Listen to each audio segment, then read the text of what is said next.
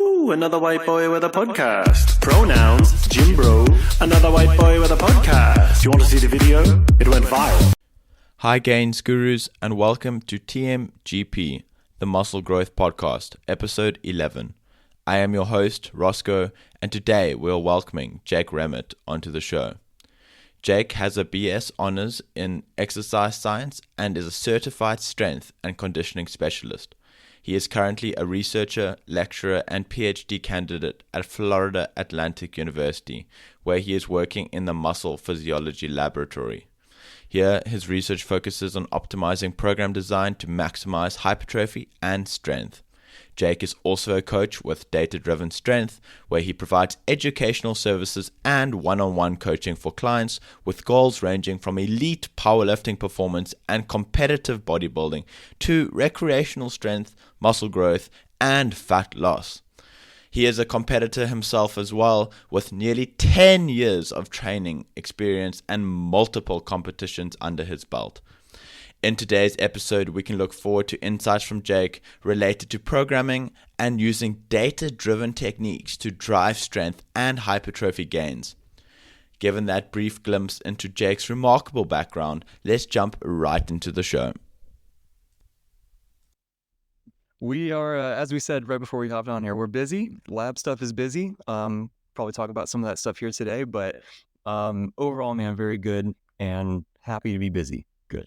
That's awesome. Can you give me a brief introduction into yourself, please, and how you got into the world of powerlifting, coaching, and research? Yeah. So I guess I'll start. Quick bio, I guess, would be sort of two main things. One is I'm currently a PhD candidate here at Florida Atlantic University. My primary advisor is Dr. Mike Zordos, who some of your listeners may be aware of. He's done a lot of work in the space, is one of the main contributors to the research review Mass. Very, very great scientist, great guy. So I'm very happy to be able to learn from him. But so that's where a lot of my time is spent here in the lab doing research stuff. And then most of that research focusing primarily these days on hypertrophy, but we've done some work in strength as well and trying to look at program design and how to really manipulate things to get the best possible, strength and hypertrophy outcomes. And then, so that's kind of one hat that I wear. And then the other hat is the sort of coach, content creator stuff with Data-Driven Strength, where we coach really a huge range these days, right? It started out as a lot of powerlifters, but now it's a lot of powerlifters and it's a lot of sort of more general, strength and body composition change stuff. And it's also some bodybuilders now. And so it's expanded, which I love, right? I love being able to have my hands in all of it.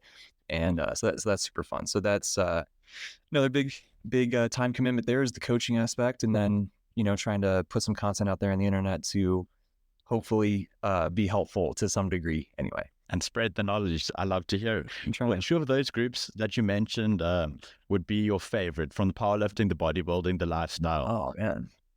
Honestly, this is going to sound like a cop-out answer, but I love all of them pretty much the same because they're so different, right? Like they're so, and I say this to my clients too, like it's fun to have different conversations with different people. Like the powerlifters, there's that like, you have to go out and take what you want to an extent, right? Like there's obviously autoregulation. You have to listen to your body. We have to do all these things, but there's much more of that, like, I don't know, primal energy sometimes of like, we've trained for this, we're prepared for this, we're going to attempt this PR. It seems realistic. Now we got to go for it, right? And that's really fun. Competition's really fun. And bodybuilding is different, right? It's a different energy. It's more endurance. How much can you really get in there and feel these feelings and still show up and do what you got to do, still check your boxes. So that's really fun. There's a lot of, I find very like philosophical things wrapped up into bodybuilding, especially the dieting aspect. And there's more nutrition stuff going on there too, right? And then at least usually I think powerlifters would do well to pay more attention to their nutrition. But anyway, and then the more lifestyle stuff is super fun too, right? Because then there are people who you can have conversations about other things that they're not quite as, what's the word I'm looking for? it's not optimal results at all costs for them, right? It's much more into the flow of the rest of their life. And I think that that's just how most people are, right? That's the reality for most people, and that's awesome. And it's fun to have those other kind of conversations too. So there's my cop-out answer without picking an actual favorite. No, that's a great answer. It's so funny that you mentioned about the powerlifting and the diet. I had Ashley Hoyter, the world's strongest female equipped bencher, on the show, and her diet, that was episode 4. Her diet was whatever her kids felt like eating. Yeah, that's funny. I mean, that's probably what a lot of people have, right? But she's like 317.5 kilogram bench. So Gnarly. That I can't even fathom. Yeah. Me neither. But anyway, back to you. Sorry, I just thought that was an interesting point you made about the powerlifters there. Can you tell us a little bit about your PhD research? Yeah. So I'll start kind of broad, I guess, and then if we want to get into more details, then we can do that. But broadly, it's focusing on training volume. And there's a couple pieces with that, right? One piece is, as a lab, as a group, this isn't just me, as a group, we are doing, working on updating meta-analysis of the impact of volume on hypertrophy and strength, looking at that dose-response relationship, and which is interesting in a couple ways. One is just because we've had more research come out in the last few years, right? That an update on that is probably, very useful at this point. The one that Schoenfeld et al. Did was back in 2017, right? And it's 2024 now. So we have some stuff, especially some really high volume stuff that'll be interesting to wrap in there. But there's also, different ways to analyze things. So we can look at things, in terms of like how many sets are being done. Like the Schoenfeld meta-analysis looked at sort of categorically breaking up volume. So it was 5 or less than 5 sets, 5 to 9 sets, and 10 plus. What we'll do is looking at it more continuously to be able to get, a little bit different look at that relationship. So that'll be cool. And there's a lot of little sub-analyses that we'll do as well. So I'm really excited for that. So we'll be able to have that. We'll be able to also look at similar things, similar questions, similar relationships, but rather than total weekly volume, look at the per session volume. I think that's, a different wrinkle in there too. And something that I've been particularly interested in is like, how do we really fine tune a training session? Because, if each session is now maximized, then we can stack all those up. And obviously that needs to be contextualized within the whole week, of course, too, right? If you maximize one day, but it sabotages another day later in the week, we got to consider that. But anyway, so I'm really interested in that question. So we'll look at all those things at a meta-analysis level. But then my dissertation study is really getting into that too, of fine-tuning volume, that sort of idea. And so what I'm doing is using a within subjects design, which just means, for your listeners that might not know, they'll have one arm, in this case, do a certain protocol, and the other arm will do a different protocol. So with that, you effectively really increase your sample size, because now we can decrease all of that like genetic variability between people, diet related variability, sleep related, right? It just, everything tightens up a lot better. So so that'll really help to get data that's a little bit more robust. So that'll be nice. But what we'll do is have one limb will always do a certain number of sets. The other limb is doing a number of sets that can change session to session based on their performance, based on how they feel. So that auto-regulated aspect of volume, that, the idea being sort of two things. One being, does listening to your body, does having that auto-regulation with sets specifically lead to more growth, rather than just sort of always doing what a broad general recommendation might tell us to do. So just that simply, is auto-regulation beneficial, but also does that auto-regulation lead us to sort of fine-tune a number of sets that are sort of individualized to that person, right? So I think that's very exciting to me to see, what we find, and is it something that can change or inform how we program, right, for different people.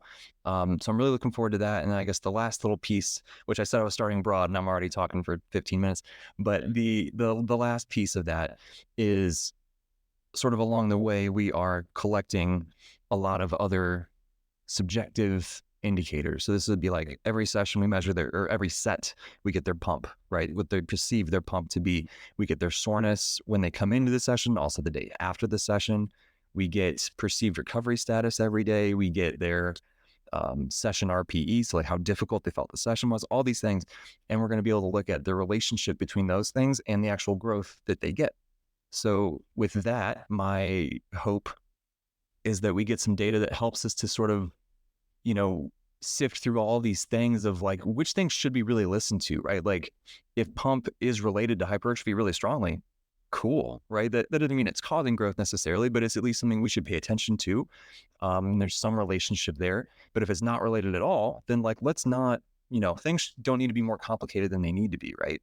So I think that'll be cool too. And a lot of people, especially in the bodybuilding space, have been using these things, pump and soreness and subjective fatigue indicators to adjust set numbers. And I've done that on myself. I've done that with clients, and it seems to work pretty well, but there's just no research on it. So I'm very much looking forward to like getting some of that research. We'll see what we find. Maybe it's cool. Maybe we find nothing, who knows? We'll find whatever we find. But the hope anyway is that, something there is interesting and can help kind of guide us moving forward. So I'll pause there. I don't know if there's anything you want me to rabbit hole down anymore, but there we go. No, that's a really, really cool topic. And like you mentioned, I think you're going to have your hands full with the volume studies. Like you said, you can do all kinds of things in the volume space, whether it's high volume, low volume, somewhere in between. That's very, very exciting. And I hope that we get into some of that volume data more in the show. So you mentioned that that's to do with size. So is that to do hypertrophy specific, your dissertation at least? Yeah. Which is funny, right? Because like data-driven strength the strength is in the name, and everyone's sort of we know more about strength. I love strength research. Don't get me wrong. I think it's awesome. It's just that the hypertrophy space to me has always kind of been the thing that just scratches that itch a little bit more. I find it a little bit more interesting. There's just more stuff going on. It feels like to me. I don't know. And they're well correlated. Like the stronger you get, potentially the more hypertrophy you'll also get, and vice versa.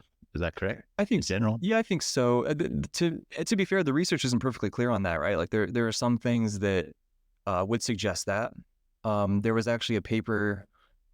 Was this last year or it was either end of 2022 or sometime in 2023? That I can't remember the lead author's name right now. I could find it and send it to you after the show. But it was interesting. They looked at this question, right? Like, does more hypertrophy lead to more strength?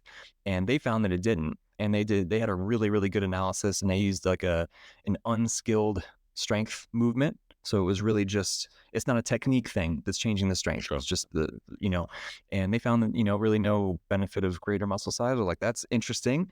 But then like so much practical experience is just, yeah, man, if you get bigger, you just always seem to get stronger, so I have a hard time. I have a hard time not leaning that way, that getting bigger is going to be helpful. Yeah. But at least in terms of the research, we'll see what happens in years to come. I get you. I agree with you on that one, because I don't think anyone skinny is deadlifting 300 kilograms. I just don't.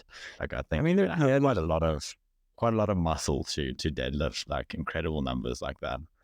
Yeah, it usually helps. It's anomaly. Yeah, it does.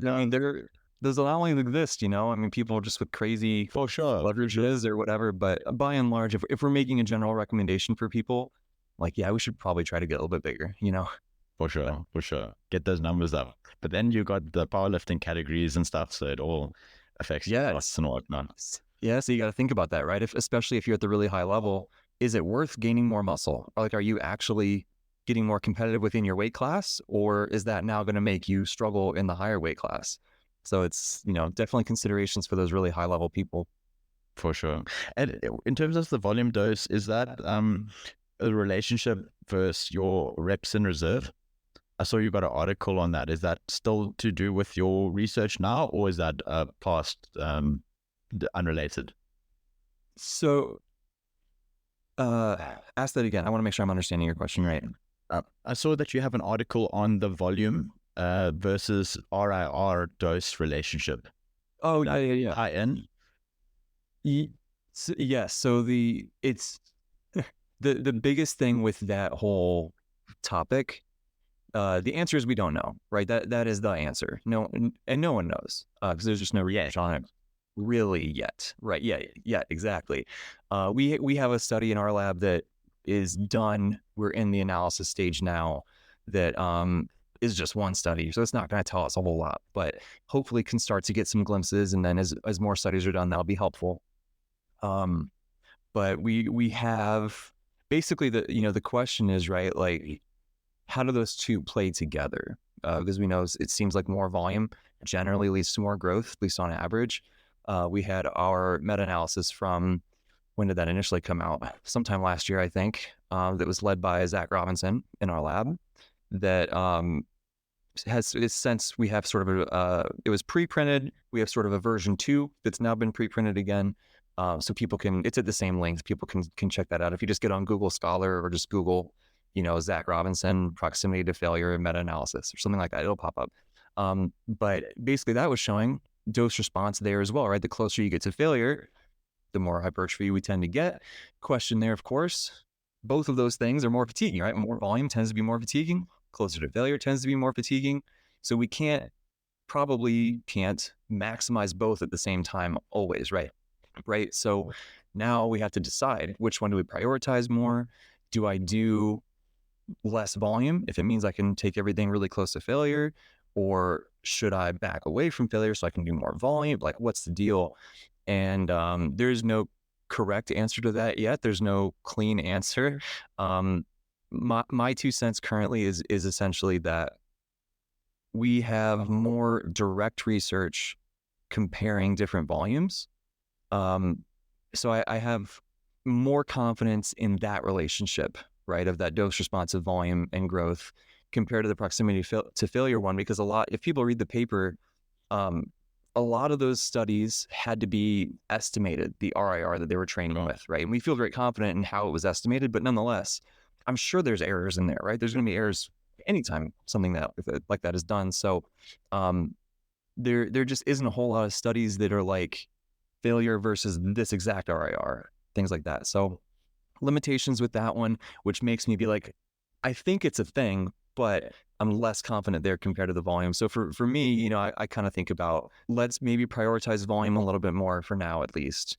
Let's try to, on average, maybe get a little bit closer to failure, but only so much as it doesn't create so much fatigue that it's now sabotaging how much volume we can do. I don't think that's super worth it. So as an example, I've done this with a handful of clients now that are just focused on hypertrophy. I think if someone has strength goals as well, that complicates things a little bit, because now we have more reason to be cautious of fatigue. I don't want to sabotage our performance on those really heavy squat days or whatever, for example. But if someone's just focused on muscle growth, what I've tried to do a couple times and have had pretty good success with so far is someone's doing a certain amount of volume, and they're probably, on average, maybe they're training with 2 reps in reserve or something, right? Just on average. So then I pulled their volume back just a little bit, maybe 10%, 15%, whatever, just a little bit of breathing room. On average, got that stuff a little closer to failure, maybe 1 RIR, maybe 0 RIR, some stuff to failure, right? Let's see how that feels. And what it seems like, at least the people that I've worked with and tried this with, and there's a little bit of evidence for this as well, not much, very little bit, suggestion, I guess you could call it, is that initially going closer to failure is more fatiguing. But when you do it for a few weeks, you kind of adapt and it's not as fatiguing anymore. I've certainly experienced this, right? Like, it's just, at first, it's like, wow, I feel like I got hit by a truck. But then after a few weeks, like, I'm chilling, right? It's not that big a deal. At least for most, like, upper body, calves, right? Things like that. But so anyway, so I tried this. I pulled volume back a little bit, get things closer to failure on average, let that kind of settle and see, do they feel fine now, right? They're not fatigued. Let me try to add that volume back in just a little bit at a time. And can we get it back to where it was? And in my experience, I've been able to get things back to pretty much where they were, and maybe a slightly less, but pretty much where it was, which to me feels like sort of a best of both worlds, right? Like, I'm still trying to get as much as I can of each thing, but still sort of my guiding principle, at least as of right now, is that if that fatigue from going closer to failure starts to sabotage how much volume I can do, probably not worth it. I'm going to pull a little bit further away from failure on average again, right? You can still have some stuff that's to failure or whatever, but yeah, that's how I've kind of rolled with it. And just to put a bow on that, to be clear, when I mentioned like there's a tiny bit of evidence that fatigue from going to failure seems to dissipate a little bit over time. The latest study from Martin Ruffalo, who it was a great study looking at failure versus 2 RIR on average, just came out super recently. They had on one of the two exercises, they had leg press and leg extension, and I can't remember off the top of my head which one it was, but it was one of the exercises that the rep drop off over time was less pronounced, right? In going to failure over time, right? So it's sort of like rep drop off in a session was less pronounced over time. So it's like as the weeks went on, that fatigue from going to failure, like at first they would just tank, and then they kind of were able to maintain a bit better over time, and which sort of mirrors a lot of my practical experience. So, but the other exercise didn't do that. They continued to tank from the fatigue. So, who knows? But we'll see as we get more and more research over the next several years. I think that's a topic that a lot of people are interested in. So we'll see what happens. Absolutely. And in terms of that RIR, is the general recommendation still 0 to 4 reps in reserve? Yeah, I think that's super reasonable. You know, I might tend to say maybe this is super annoying, like nitpicky, whatever, but I might tend to go like 0 to 3 or something personally if I had to put a number on it, just because it does kind of seem, like I was just saying, it does kind of seem like the closer we get to failure is probably a little bit better. Limitations to that analysis 100%, but nonetheless, I do think there's something there. I do think that the fatigue from being closer to failure probably dissipates a bit over time for most people.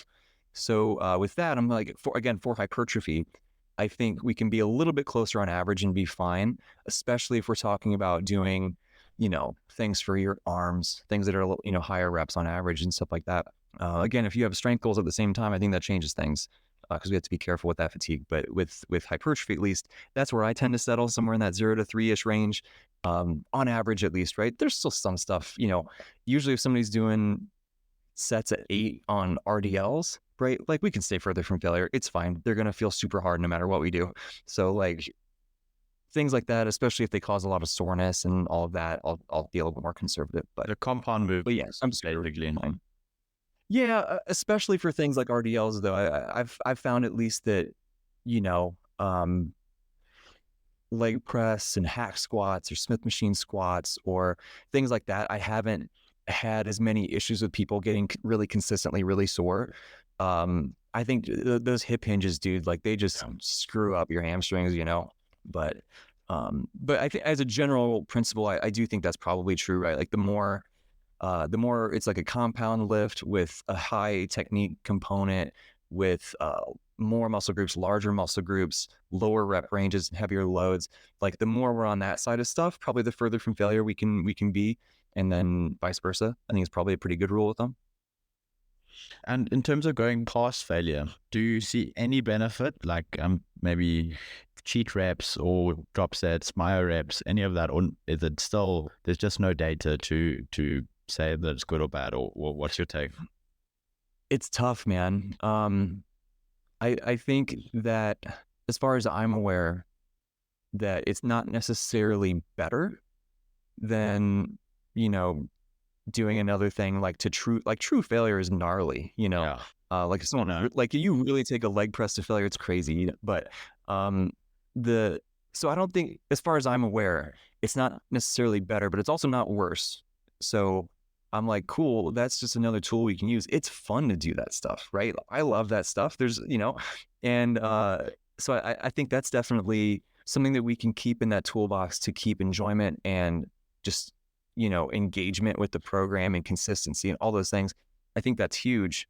I also think doing those things, like the set's just so hard, right? That in itself, I think, can be beneficial to help people like realize how hard they can push themselves. And then, even if we're trying to just go to normal failure, or if we're going to 1 RIR or something, they can probably push harder than they thought, so having some experience there, I think, can be helpful. And then I think the last piece is, there's something that I've been doing quite a bit of, and I think sort of is right in line with those examples that you gave, would be using lengthened partials as an intensity technique. You certainly don't have to use it as an, like Milo Wolf, whose PhD was sort of what kicked this whole thing off, right? He was on the podcast episode 2. Oh, sweet. Yeah, he's great.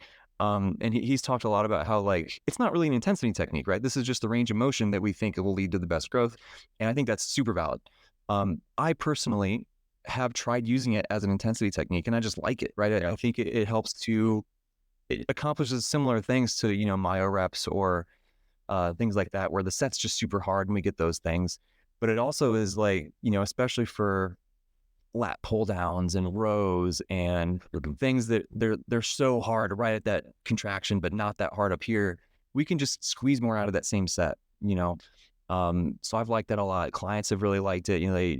I feel like you're actually getting more. Yeah, it's crazy, right? And it's, everyone's like, man, the pumps are insane and it's just fun, right?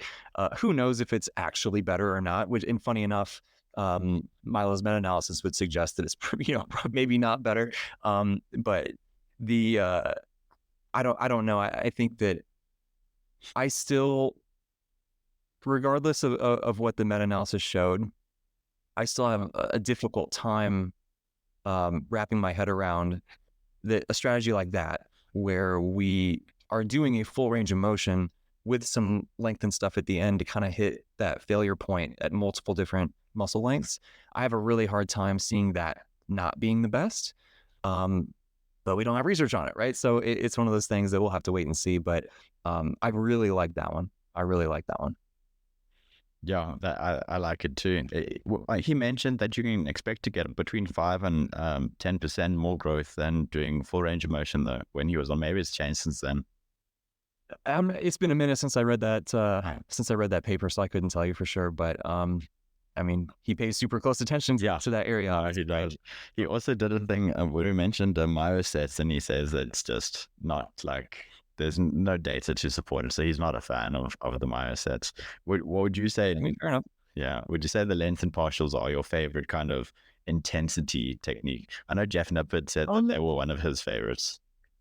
They're probably, at least right now, they're probably my favorite. I like the myo rep stuff though, personally, and I think that wanting to wait for more data is totally valid, 100%. My personal opinion is that even in the absence of data, if there's enough logic and reason behind something, that I feel very confident that it's not, demonstrably worse. Yeah. If somebody enjoys it and it just helps them, lock into the program a little bit more and just have more fun, and they're more consistent, they keep showing up, they keep pushing themselves, that sounds like a win to me, and it's just, it breaks up the monotony. Bodybuilding can be so monotonous, dude. If we're doing everything by the book, it's like, it's great, but it's just a lot of the same stuff. So especially for people who only have that, they don't care about strength at all, I find that really nice to be able to thread in those other little things and just keep that enjoyment up, Absolutely. I totally agree. You had a really, really cool thread, or I guess carousel you'd call it, on Instagram about programming considerations. Do you mind if we just jump through them? I've got them open here if you want me to read them back in case you might have forgotten about them, but it was your motion, I'm sure. They were really cool. They were like, does the muscle act as the prime mover? Does the muscle get trained through a full ROM? Does the muscle get loaded in a stretch position? Biomechanical considerations, different rep ranges, better suited to different exercises, stimulus fatigue ratio, that kind of thing, overload potential, and time efficiency. What are your thoughts on all of those? They're really cool programming considerations, and I think that they're super important. It's such a nice post that you've done there. Thanks, dude. Thank you. I think. And I should say this on the front end too, just to be clear, like, I don't think all that stuff is necessary to grow, right? Like, we can still grow doing the most basic stuff. It's just, when we start talking about, can I grow as much as I possibly can? And as people get more advanced, I think that starts to matter even more. And so then we start to, talk about some of these more little tiny nuanced things that can make maybe that tiny bit of difference. But then if we stack multiple of them on top of each other, maybe it might be the difference between growing and not growing, right? For somebody who's super advanced. Yeah. But yeah, I think that a lot of it is also common sense of, you just go try something and see kind of how, for example, like the different rep ranges for different things. So funny enough, I teach a class here as part of my PhD, and the class is just all about lifting, right? I've sort of made it all about, I think it's an awesome class personally. I'm so excited. Yeah, dude, I'm so excited because it's the point of the class is to discuss, taking a lot of the physiology that they've learned in previous classes, anatomy, physiology. How do I apply that now to programming, right? How do I, applications of training physiology is what it's called. Very cool. And so I was like, that's the guideline. Sweet. We're going to talk about lifting. We're talking about strength and hypertrophy, and that's literally one of the slides in one of the presentations is about this. And I show, like, for leg training, or quad training, common exercises. We got, leg press, we got squat, we got leg press, we got leg extension. And then just thinking about different rep ranges for these things, and do they make sense? So, like, less than 10 reps. Does that make sense for squat? Absolutely, right? It makes a lot of sense. 10 to 15 reps. Does that make sense? Yeah. It starts to get tricky with the cardio aspect, but you could do it. We're doing really high rep stuff. Does that make sense? I feel much less comfortable with that, right? Like the cardio, it gets crazy. We start to, like, now we probably do need to get really close to failure to maximize the set. Is that really safe on a squat? Maybe if you have good spotters and you have really stable technique, but if someone's not as experienced, maybe something funky happens or whatever, right? So, like squatting, I really like those relatively lower rep ranges. A leg press, we can kind of do all of them, right? Heavy leg press feels pretty good. We can do moderate stuff. The cardio starts to get challenging, but it's not as technique dependent as a squat is, and if we hit failure, that's okay. We're not going to fall with a barbell on our back. And then, like, a leg extension, sort of the opposite of the squat, right? High reps are great. Moderate stuff can be great, but really high lows, really low reps, people tend to get some knee pain, so it's just, I think they're things that when you've been lifting for a long time, like, you just sort of inherently start to do these things, even if you don't think about it. Just, you've noticed something makes your knee feel funny, so you don't do it anymore, and I think that post was trying to, like, take a lot of those things that a lot of us do just inherently or sort of on instinct, and, like, just write them down, basically, right? To have sort of an idea with that. And some just, and I'm not saying that this is the only right thing. People might disagree with me on those sorts of things, and that's fine. But that's at least how I tend to think about stuff anyway, is sort of using those rough guidelines is, and then you can deviate from them for sure, right? Maybe there's a certain, you're working with a certain person who has whatever circumstance, or they're limited on equipment, or they're whatever injury history, all these sorts of things. And then we start to, break the rules a little bit, but it fits that person, and cool, Absolutely. It's got to be person specific. 100%. Everything does. Yeah, and it's crazy, but you got so many top guys just giving cookie cutter programs, same for 10 to a few thousand people, and it's like, I'm sure, probably not even the worst program, but it's definitely not optimal for you. For sure. As long as everyone is aware that that's the case, cool, right? I don't think they are. If they're like, yeah, that starts to be unfortunate. But if everyone knows what they're signing up for, then sweet. But if I don't think they would sign up. I don't think a lot of people would sign up if they thought it wasn't really good. But they get tricked because they see someone influential, like, 100,000 followers must be good, and look how they look as well. That's a big thing. Yeah, dude, don't even get me started on my girlfriend and I talk about this all the time, just how with how heavily driven the whole industry is by social media. Yeah. It's like, depending on how somebody looks, it just, people make such an immediate snap judgment on the quality of what they're saying or what they're doing, or maybe they are saying amazing information and it's all great, but like people but people will just nonetheless assume that if I do that, I'll look like you. For sure. Like that, like, no, man, So I've actually had, I think, several posts, try to be kind of talk about it at least every once in a while about like genetics matter, man. And like, it's something none of us want to talk about. We don't want to think about it. And I think it's very unhelpful to think about. Like, there's literally research on, your expectations can change your physiology, right? Like it can literally change your results to an extent.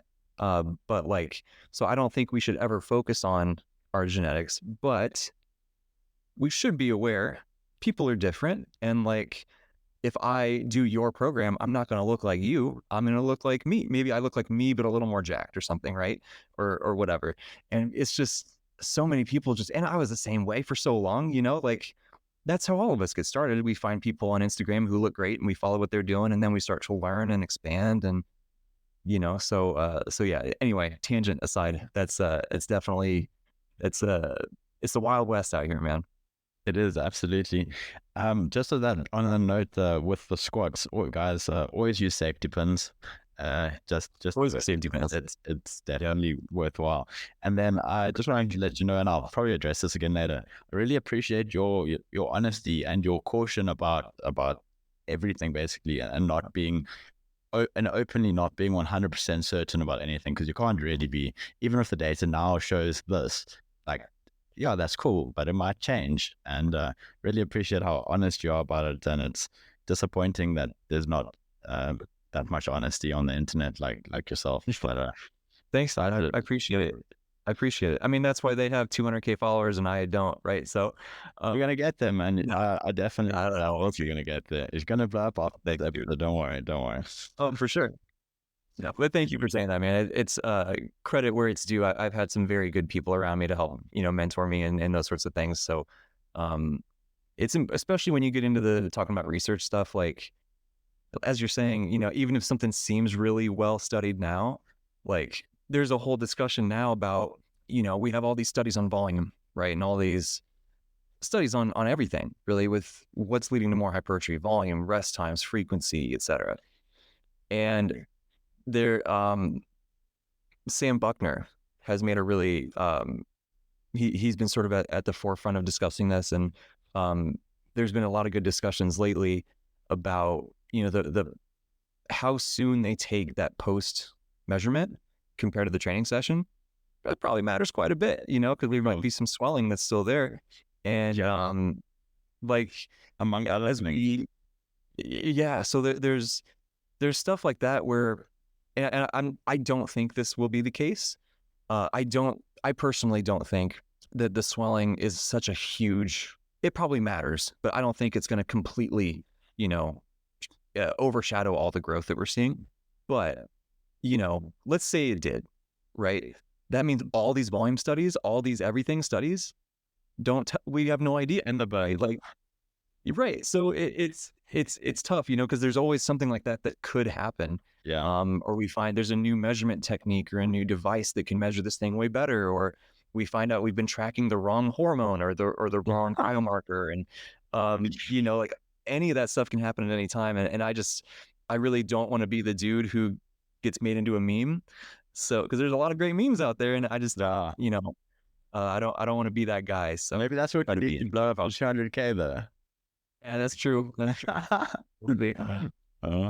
So I'm aware of the time, and I know we're having such a good time. It's going so quickly. Let's just, before jumping into the papers, let's just quickly talk on the rate of weight gain during hypertrophy phases. And I see your post mentions about 0.5%, 0.25% to 0.5%, and then under 0.25% for novice, intermediate, and advanced, respectively. We'll just quickly touch on that, and then also losing body fat while maintaining muscle strength, training with intent, high protein, slow rate of fat loss, just quickly, and then we'll get into the papers. Yeah.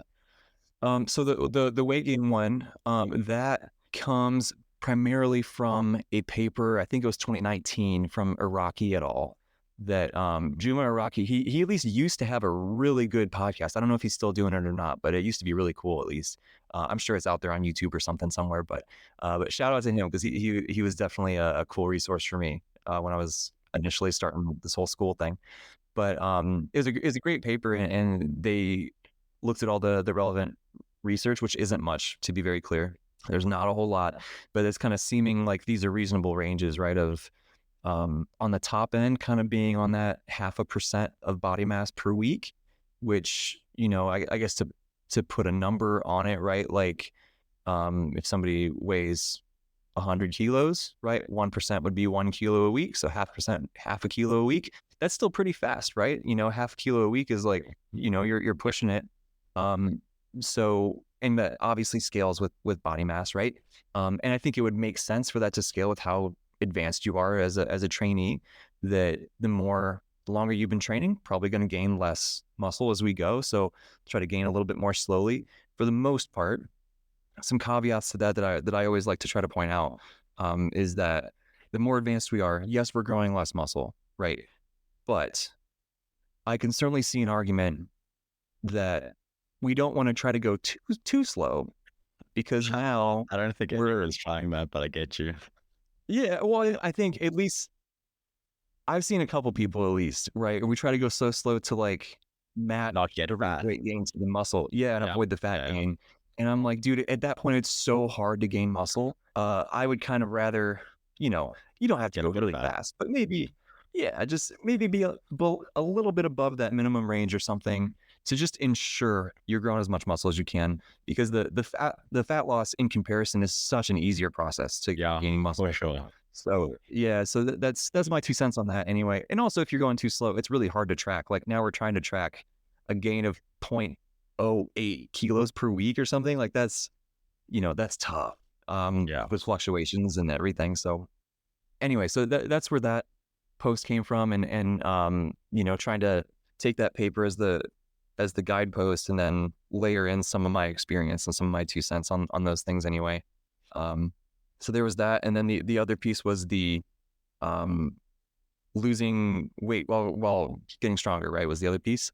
So losing fat, yes, losing fat especially, which is the key. That's one of the keys is to not lose weight too quickly, right? Because now we're going to be higher risk of muscle loss. Too quickly being, for the most part, around 1% of body mass, probably about as fast as we want to go for the most part per week. That's for sure. That's from the Roberts 2020 paper that they found that roughly 1% as a top end. That I don't see why that would need to scale with how advanced you are as a trainee. But certainly in my experience, people who have never dieted before, we probably don't want to go too fast because it just feels really difficult for them, right? And they might fall off and whatever. So I would try to get a few successful diets under your belt that are a little easier before you try to do something extreme. But and not that 1% isn't super extreme, but it's still like you said, it's pretty fast. So that's one piece, is not trying to lose weight too quickly, not trying to be too lean for too long, I think is another piece. Some people, especially the highest levels in powerlifting, we get people trying to like really, really thread the needle with those weight classes, and that can be great. People get super successful with that. But at the same time, if we're too lean for too long and we're doing, so much of this stuff, number one, we're probably hampering our chances of muscle growth if we're trying to stay shredded all the time. But also number two, right, just the leaner we are, it seems like probably the more likely we are to be playing with fire with muscle loss if we're trying to lose weight while we're already like bodybuilders, right? You're prepping, we're playing with fire by the end. You're probably going to lose a little bit. But so that's piece number two. And then the other big thing, like you said, was that training with intent. And I always try to tell people, like, train the exact same way as if you had everything at your disposal to max out muscle gain, right? Have that exact same intensity, the same drive, the same focus, all those things, because now they're especially important, right? We're kind of playing in this overall catabolic environment that's not super conducive to muscle growth, right? So we almost, if we can combat that as much as we can with what weapons we still have at our disposal, I think that's very worth doing, and seems to work pretty well. And I guess one last thing that I'll kind of toss in there on the top that I think is also seems to be helpful based on my experience is if we can keep heavy exposures, quote unquote, make sure we still have that in there, meaning don't go too long without touching like a pretty heavy weight. What I mean by that is maybe like, a single at RPE 7 or something like that, right? Or maybe a double or triple or something that's, reasonably heavy. It doesn't have to be a 1RM, doesn't have to be super heavy, super fatiguing, but just something that's in that realm to make sure that we are keeping that stimulus there seems to be helpful. I don't know how to explain that on a physiological level, but it just seems to generally work a little bit better than getting too far away from it. But yeah, that's what I think usually works pretty good. That what you mentioned there about the relatively high difficulty, like the one rep max, or not necessarily 1 rep max, but like 7 RPE or so. That I think I saw that in like the minimum dose study by Dr. Pack. I think he's also I haven't released his episode yet, but he's also going to be on. Oh, he's great. Yeah, he is also great. I'm honored, bro. You got me in here with those guys. That's cool. Bro, I've seen you've got photos with them already. You know them. Oh, yeah, at least I saw Dr. Wolf and them in some of your photos. You're a researcher. These are the people that I want on the show. Are the people doing the research, and I think volume is a pretty good the muscle growth podcast. I think it's going to be tie in pretty well. I can't wait to see your finding anything. When are you going to finish your research, by the way? So the updated meta-analysis that I mentioned should hopefully, our goal, we're in the writing process now. So our goal is to be able to get that out sometime, I don't know, mid 2024 would be pretty sweet, like in the summer, fall. That would be amazing. We'll see if that happens. That's the goal, but we'll see. In terms of my dissertation, that's going to be longer for sure. I'll probably roll data collection until, probably like this time next year. Okay. And then I'll need some time, obviously, to analyze and, write up the paper and all that stuff. But what I would love, and who knows if this is realistic, but what I would love is to get the meta-analysis out summer, fall of this year, and then get my dissertation stuff out, a year after that. Maybe that's ambitious, but we'll find out. We're going to try our best. Well, we'll have to get you back on the podcast once you release that and publish it. That would be cool. So a last thing, and I don't want to carry on with this because we're about to get into the papers, but just, this might be a really stupid question. But just in terms of the body fat or the rate of loss and the rate of gain, based on body, like on the percentage, is that an updated percentage every week or the original, like at the start of the diet? Is it? Yeah, I like to update it as we go. Okay. Yeah, cool.